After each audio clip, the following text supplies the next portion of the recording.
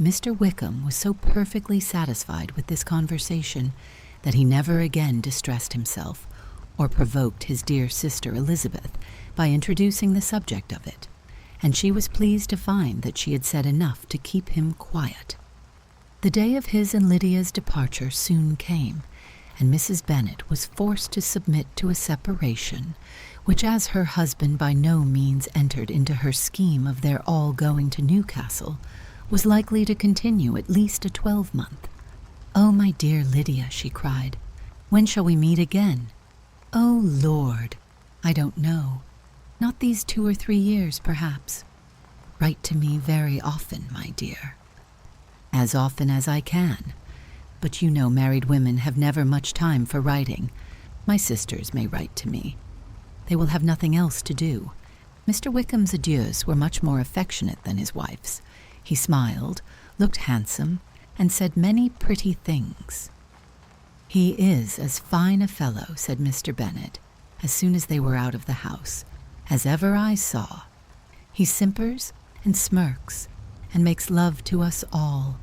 I am prodigiously proud of him. I defy even Sir William Lucas himself to produce a more valuable son-in-law."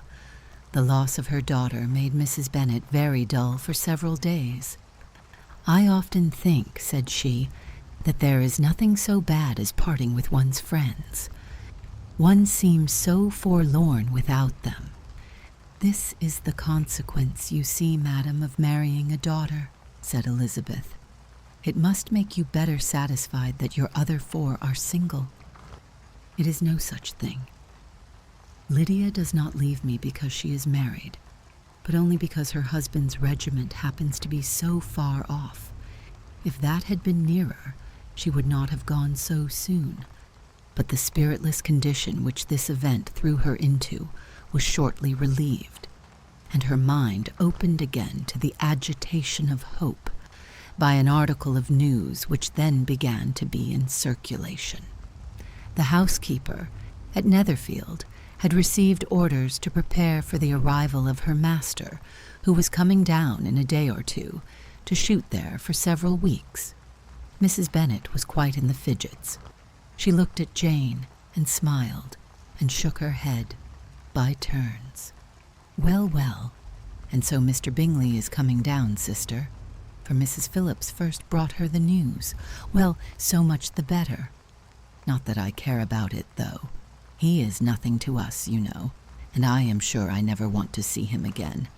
But however, he is very welcome to come to Netherfield if he likes it, and who knows what may happen. But that is nothing to us. You know, sister, we agreed long ago never to mention a word about it, and so it is quite certain he is coming." "You may depend on it," replied the other, "for Mrs. Nichols was in Meryton last night. I saw her passing by, and went out myself on purpose to know the truth of it, and she told me that it was certainly true. He comes down on Thursday at the latest, very likely on Wednesday. She was going to the butcher's, she told me, on purpose to order in some meat on Wednesday, and she has got 3 couple of ducks, just fit to be killed."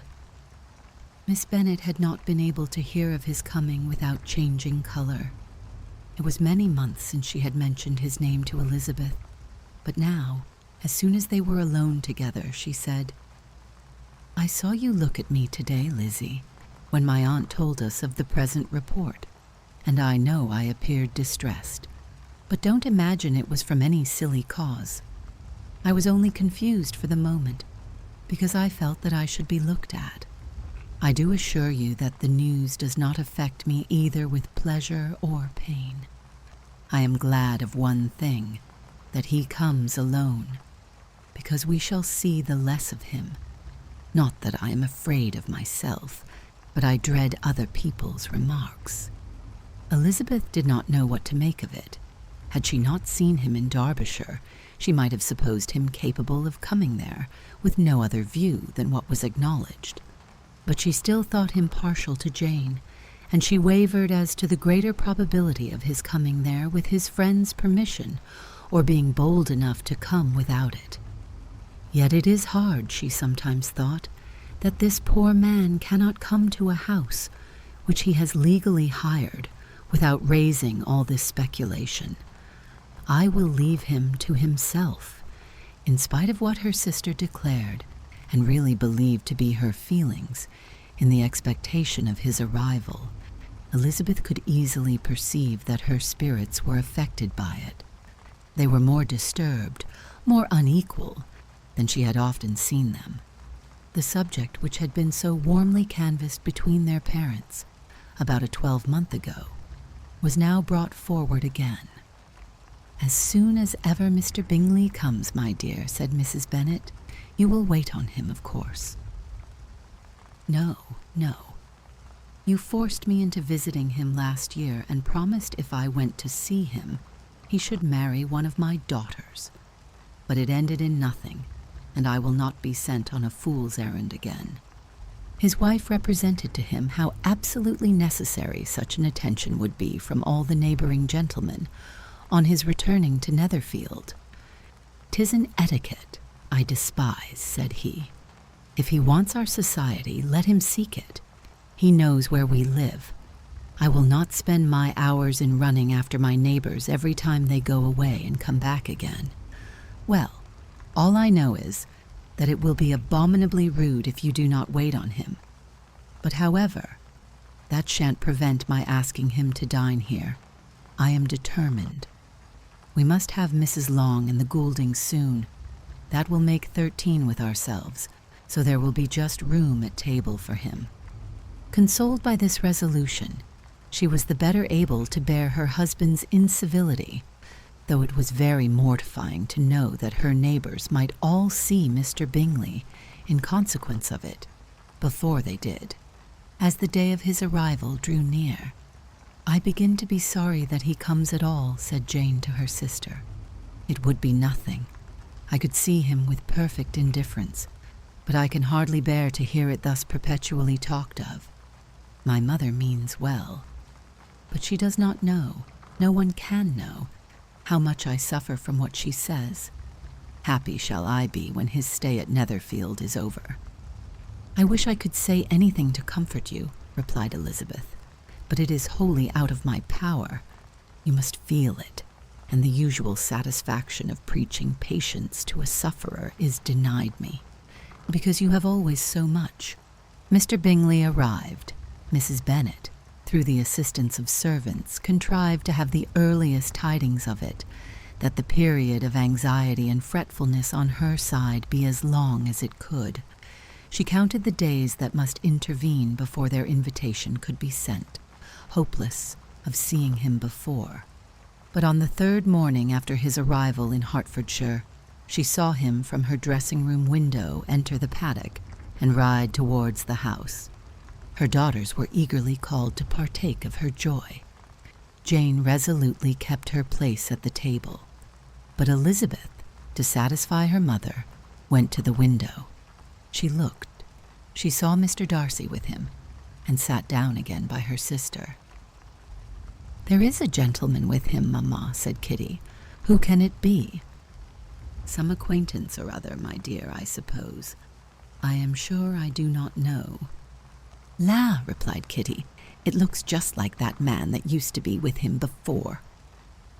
"Mr. What's his name? That tall, proud man.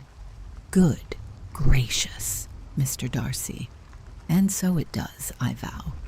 Well, any friend of Mr. Bingley's will always be welcome here, to be sure, but else I must say that I hate the very sight of him." Jane looked at Elizabeth with surprise and concern.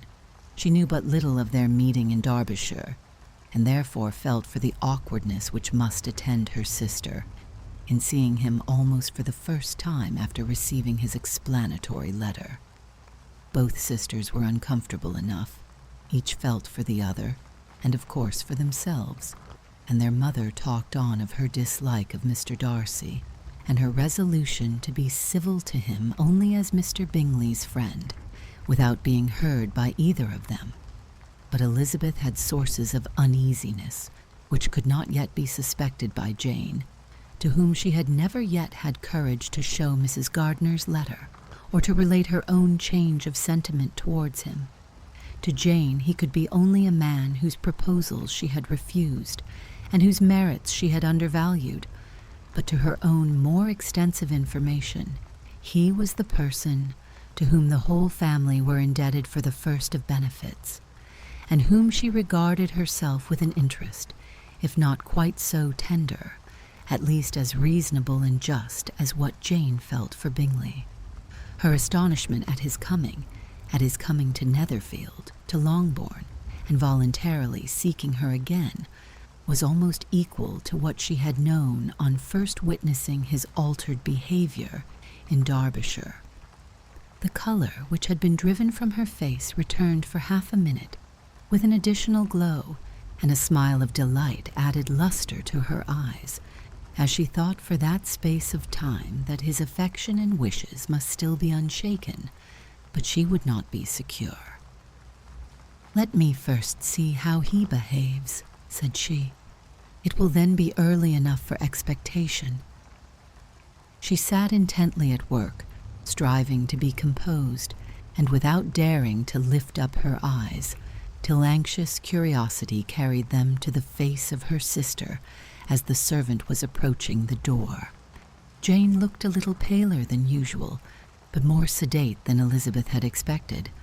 On the gentleman's appearing, her color increased, yet she received them with tolerable ease, and with a propriety of behavior equally free from any symptom of resentment or any unnecessary complaisance. Elizabeth said as little to either as civility would allow, and sat down again to her work, with an eagerness which it did not often command.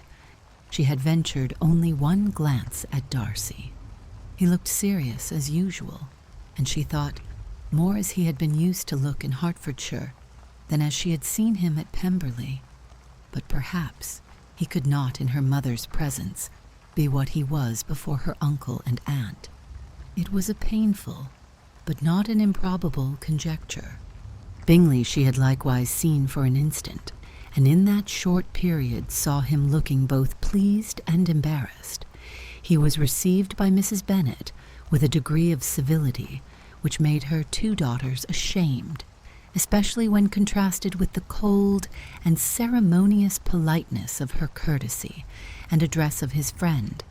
Elizabeth particularly, who knew that her mother owed to the latter the preservation of her favorite daughter from irremediable infamy, was hurt and distressed to a most painful degree by a distinction so ill applied.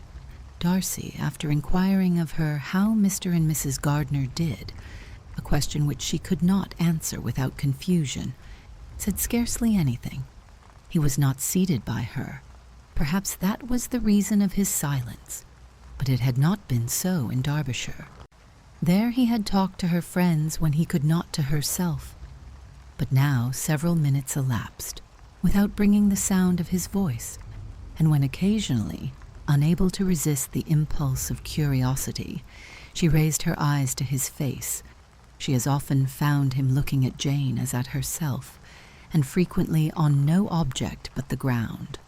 More thoughtfulness and less anxiety to please than when they last met were plainly expressed. She was disappointed and angry with herself for being so. "Could I expect it to be otherwise?" said she. "Yet why did he come?" She was in no humor for conversation with anyone but himself, and to him she had hardly courage to speak.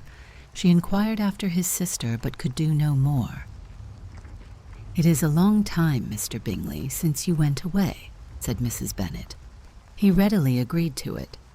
"I began to be afraid you would never come back again. People did say you meant to quit the place entirely at Michaelmas. But however, I hope it is not true. A great many changes have happened in the neighborhood since you went away. Miss Lucas is married and settled, and one of my own daughters. I suppose you have heard of it. Indeed, you must have seen it in the papers. It was in the Times and the Courier, I know, though it was not put in as it ought to be. It was only said, 'Lately, George Wickham, Esquire,' to Miss Lydia Bennet, without there being a syllable said of her father, or the place where she lived, or anything. It was my brother Gardner's drawing up, too, and I wonder how he came to make such an awkward business of it. Did you see it?" Bingley replied that he did, and made his congratulations. Elizabeth dared not lift up her eyes. How Mr. Darcy looked, therefore, she could not tell. "It is a delightful thing, to be sure, to have a daughter well married," continued her mother. "But at the same time, Mr. Bingley, it is very hard to have her taken away from me. They are gone down to Newcastle, a place quite northward, it seems, and there they are to stay. I do not know how long. His regiment is there, for I suppose you have heard of his leaving the shire, and of his being gone into the regulars. Thank heaven! He has some friends, though perhaps not so many as he deserves." Elizabeth, who knew this to be levelled at Mr. Darcy, was in such misery of shame that she could hardly keep her seat. It drew from her, however, the exertion of speaking, which nothing else had so effectually done before, and she asked Bingley whether he meant to make any stay in the country at present. A few weeks, he believed. "When you have killed all your own birds, Mr. Bingley," said her mother, "I beg you will come here and shoot as many as you please on Mr. Bennet's manor. I am sure he will be vastly happy to oblige you, and will save all the best of the coveys for you." Elizabeth's misery increased at such unnecessary, such officious attention. Were the same fair prospect to arise at present, as had flattered them a year ago, everything, she was persuaded, would be hastening to the same vexatious conclusion. At that instant she felt that years of happiness could not make Jane or herself amends for moments of such painful confusion. "The first wish of my heart," said she to herself, "is never more to be in company with either of them. Their society can afford no pleasure that will atone for such wretchedness as this. Let me never see either one or the other again." Yet the misery, for which years of happiness were to offer no compensation, received soon afterwards material relief from observing how much the beauty of her sister rekindled the admiration of her former lover. When first he came in, he had spoken to her but little, but every 5 minutes seemed to be giving her more of his attention. He found her as handsome as she had been last year, as good-natured, and as unaffected, though not quite so chatty. Jane was anxious that no difference should be perceived in her at all, and was really persuaded that she talked as much as ever. But her mind was so busily engaged that she did not always know when she was silent. When the gentlemen rose to go away, Mrs. Bennet was mindful of her intended civility, and they were invited and engaged to dine at Longbourn in a few days' time. "You are quite a visit in my debt, Mr. Bingley," she added, "for when you went to town last winter, you promised to take a family dinner with us as soon as you returned. I have not forgot, you see, and I assure you I was very much disappointed that you did not come back and keep your engagement."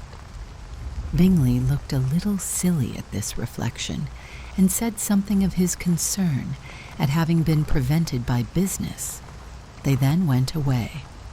Mrs. Bennet had been strongly inclined to ask them to stay and dine there that day, but though she always kept a very good table, she did not think anything less than 2 courses could be good enough for a man on whom she had such anxious designs, or satisfy the appetite and pride of one who had 10,000 a year.